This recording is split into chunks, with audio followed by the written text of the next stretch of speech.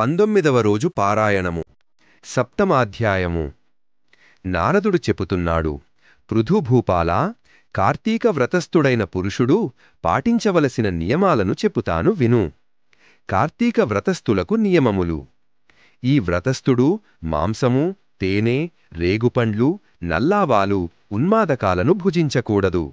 పరాన్నభుక్తి, పరద్రోహం, దేశాటనలు త్యజించాలి. తీర్థయాత్రలు మాత్రం చేయవచ్చును. దేవబ్రహ్మ గురు రాజులను, స్త్రీలను, గోవ్రతస్థులను దూషించకూడదు. అవిసె నూనెను, నువ్వుల నూనెను, విక్రయాన్నమును, నింద్య వ్యంజనేయుక్త భోజనమును, దూషితాహారమును విసర్జించాలి. ప్రాణి సంబంధిత మాంసచూర్ణాలను, ఆమ్ల సంబంధితాలైన నిమ్మకాయలు, కొర్రల వంటి హీనధాన్యాలను, చద్ది అన్నాన్ని స్వీకరించకూడదు. మేక, గేదె, ఆవు వీటి పాలు తప్ప మరే ఇతర ప్రాణుల ఆమిస సంబంధ క్షీరాలను స్వీకరించకూడదు.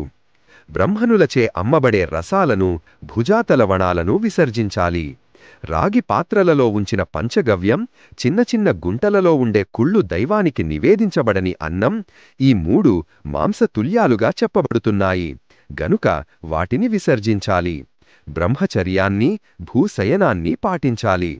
ఆకులలోనే భోజనము చెయ్యాలి. 4వ ఝామున భుజించడమే శ్రేష్టం. ఈ కార్తీక వ్రతస్థుడు ఒక్క నరక చతుర్దశినాడు తప్ప తక్కిన దీక్షా దినాలలో తైలాభ్యంగనం చెయ్యకూడదు. విష్ణువ్రతం చేసేవారు వంకాయ, గుమ్మడికాయ, వాకుడుకాయ, పుచ్చకాయలను విసర్జించాలి. బహిష్ఠలతోనూ, మ్లేచ్చులతోనూ, వ్రతభ్రష్టులతోనూ, వేదత్యక్తులతోనూ సంభాషించకూడదు. అటువంటి వారి ఎంగిలి కాని, కాకులు తాకిన ఆహారాన్నిగాని, ఆశౌచ సంబంధితాహారంగాని, ఒకసారి వండి మరల ఉడికించినదిగాని, మాడుపట్టిన అన్నాన్నిగాని తినకూడదు. తన శక్తి కొలది విష్ణుప్రీతికై కృత్యాదులను చేయాలి. గుమ్మడి, వాకుడు, సురుగుడు, ముల్లంగి, మారేడు, ఉసిరిక, పుచ్చ, కొబ్బరికాయ, ఆనప, చేదుపొట్ట, రేగు, వంకాయ, ఉల్లి వీటిని పాడ్యమి ఆదిగా పరిత్యజించాలి. కార్తీక మాసంలో కూడా ఉసిరికాయను తినకూడదు. ఇవే కాక ఇంకా కొన్నింటిని కూడా వర్జించాలి. మరికొన్నింటిని బ్రహ్మార్పణం చేసి భుజించాలి. ఈ కార్తీక మాసంలో చేసినట్లే మాఘమాసంలో కూడా చెయ్యాలి. కార్తీక వ్రతాన్ని యథావిధిగా ఆచరించే భక్తులను చూసి యమదూతలు సింహాన్ని చూసిన ఏనుగువలే పారిపోతారు. 100 యజ్ఞాలు చేసిన వాడు కూడా స్వర్గాన్నే పొందుతున్నాడు. కాని కార్తీక వ్రతస్థుడు మాత్రం వైకుంఠాన్నే పొందుతున్నాడు. కాబట్టి యజ్ఞయాగాదుల కన్నా కార్తీక వ్రతం గొప్పదని తెలుసుకోవాలి. ఓ రాజా, భూలోకంలో ఉన్న పుణ్యక్షేత్రాలన్నీ కూడా కార్తీక వ్రతస్థుని శరీరందే ఉంటాయి. విష్ణు ఆజ్ఞావశవర్తులైన ఇంద్రాదులందరూ రాజును సేవకులు కొలిచినట్లుగా ఈ వ్రతస్థుడిని సేవిస్తారు.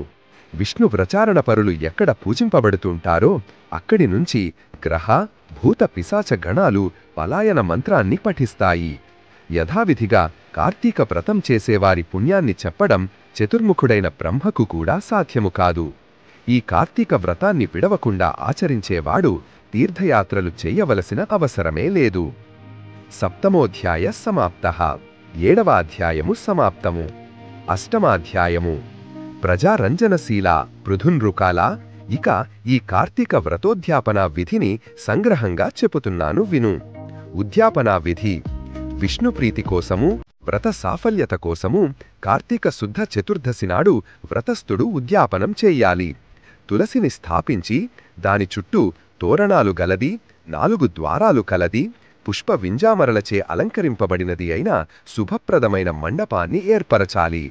4 ద్వారాల వద్ద సుశీల, పుణ్యశీల, జయ, విజయులనే 4 ద్వారపాలకులను మట్టితో ఏర్పరచి వారిని ప్రత్యేకంగా పూజించాలి. తులసి మొదట్లో 4 రంగుల గల ముగ్గులతో సర్వతో భద్రం అనే అలంకారాన్ని చెయ్యాలి.